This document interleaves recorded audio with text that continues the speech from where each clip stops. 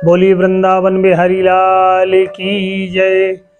आप सभी का हमारे YouTube चैनल में स्वागत है। और आने वाली 2 अक्टूबर को विशेष आप यह बात बहुत अच्छे से समझिएगा कि उस दिन अमावस्या है, पितृ मोक्षिणी अमावस्या। उस दिन आपको क्या करना है? उस दिन बड़े मन भाव से अपने पितरों के निमित्त, अगर अभी तक आपने पूरे पितृपक्ष में अगर तर्पण नहीं किया है, श्राद्ध कर्म नहीं किया है, तो उस दिन आप किसी नदी, सरोवर या अपने घर पर ही बड़े मन भाव से पितरों के निमित्त तर्पण करें और नैवेद्य भोग लगाकर उन्हें संतुष्ट करें। क्योंकि बिना पितरों की कृपा के कोई काम हमारे संभव नहीं हो पाते। हमारे काम होते होते रुक जाते हैं, कोई ना कोई विघ्न बाधा आ जाती है, बनते बनते हमारे काम बिगड़ जाते हैं। ऐसी अगर कोई परेशानी आ रही है तो निश्चित ही हमारे पितृ हमसे रुष्ट हैं। तो 2 अक्टूबर बुधवार के दिन पितृमोक्षिणी अमावस्या है। बड़े मन भाव से उस दिन अपने पूर्वजों पितरों के निमित्त महालया के इस शुभ पर्व पर, उस दिन महालया भी है, तो बड़े मन भाव से आपको अपने पितरों के निमित्त तर्पण करना है, श्राद्ध कर्म करना है। जो आपकी स्वेच्छा और जो आपके सामर्थ्य के अनुसार जो आप उनके निमित्त किसी को दान करना चाहें, कोई भूखे को आप भोजन कराना चाहें, उसे अन्न दान देना चाहें, जो आपसे हो सके यथासंभव उस दिन आपको अवश्य करना है। और इसी अमावस्या के दिन का एक बड़ा ही सुंदर, और लोगों ने इस उपाय को किया, उसका उन्हें 100% फल भी प्राप्त हुआ। आपको क्या करना है?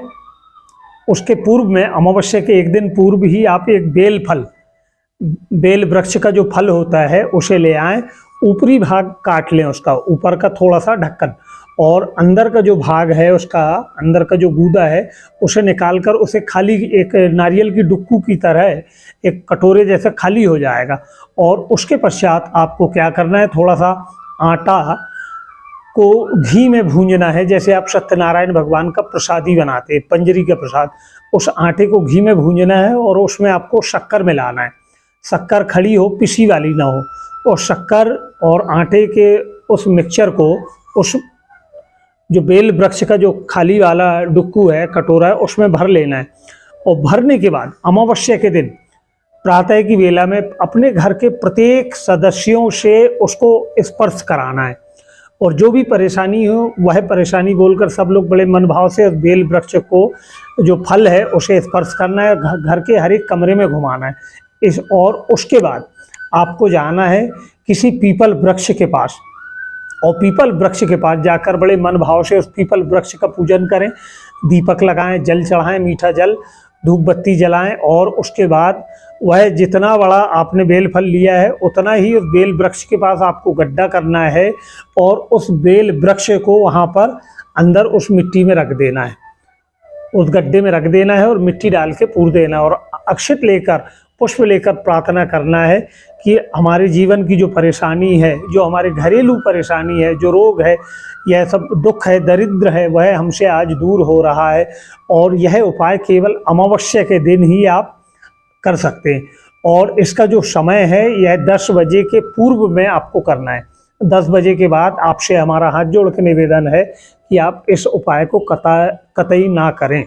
10 बजे के पूर्व में ही आपको पूरे घर में घूमकर सब सदस्यों से हाथ लगाकर और बड़े मन भाव से उस बेल वृक्ष का जो फल है उसमें जिसमें आपने आटा और पंजरी का प्रसादी भरे हैं, वहाँ ले जाकर आपको पीपल के वृक्ष के नीचे गड़ा देना है। गड़ाने के बाद प्रणाम करके आप जब घूम जाएंगे तो आपको पीछे पलटकर भी नहीं देखना है।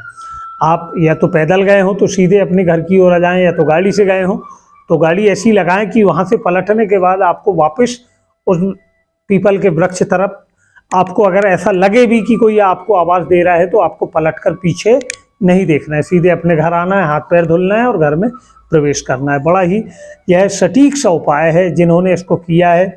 इसमें हर प्रकार की जो विघ्न बाधा परेशानी है, इससे हमारी रक्षा हो जाती है यह उपाय करने से। तो अमावस्या के दिन का यह उपाय आप अवश्य करें। समय का विशेष ध्यान रखें 10 बजे के पूर्व में। और आपको कोई टोके नहीं कि आप यह क्यों कर रहे हैं, क्या कर रहे हैं, इस बात का भी आपको ध्यान रखना है। और इस दिन आपको अपने पितरों का तो तर्पण करना ही है, क्योंकि आने वाली 3 तारीख से माँ भगवती के सुंदर नवरात्र आरंभ होने जा रहे हैं। अश्विन मास शुक्ल पक्ष प्रतिपदा, जिसमें इस बार जो नवरात्र है वो हस्त नक्षत्र में आरंभ हो रही है। जैसा कि देवी भगवत पुराण में यह वर्णन आता है कि हस्त नक्षत्र युक्त भगवती का आगमन बहुत ही ज़्यादा फलदायी रहता है। आने वाले वीडियो में हम आप तक नवरात्र का भी वीडियो भेजेंगे, आप बड़े मन भाव से उसे भी देखें और पूजन विधान भी होगा। आपको हमारा यह वीडियो अच्छा लगा हो तो आप हमारे चैनल को अवश्य सब्सक्राइब करें, लोगों तक इसे अवश्य भेजें। हर हर महादेव शंभु।